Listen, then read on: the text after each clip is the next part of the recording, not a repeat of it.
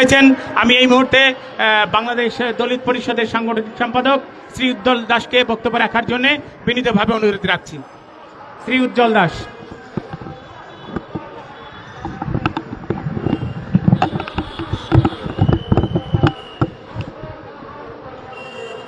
প্রিয় দেশবাসী, আজকে আমরা এমন একটি সময় জাতীয় প্রেস ক্লাবের সামনে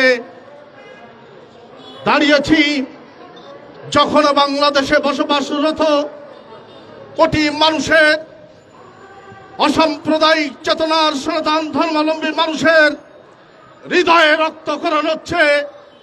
কারণ একটাই, এদেশের সংখ্যালঘু সম্প্রদায়ের নিরাপত্তাহীনতায় ভুগছে।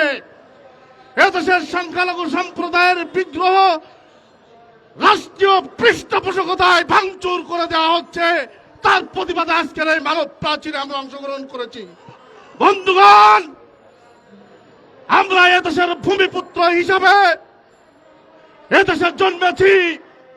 আপনারা মনে করেছেন দুই একটা মন্দির ভেঙে দিয়ে সনাতন ধর্মাবলম্বী মানুষের উপর বুলডোজার দিয়ে এদেশের অসাম্প্রদায়িক চেতনার ধর্মাবলম্বী মানুষকে আপনারা ভুলুণ্ঠিত করবেন। তাদেরকে দেশ থেকে তাড়িয়ে দেওয়ার জন্য যে নীল নকশা তৈরি করছেন, সেটা কিন্তু বাস্তবে আসলে পরিগণিত হবে না। আজকে যদি আমরা দেখি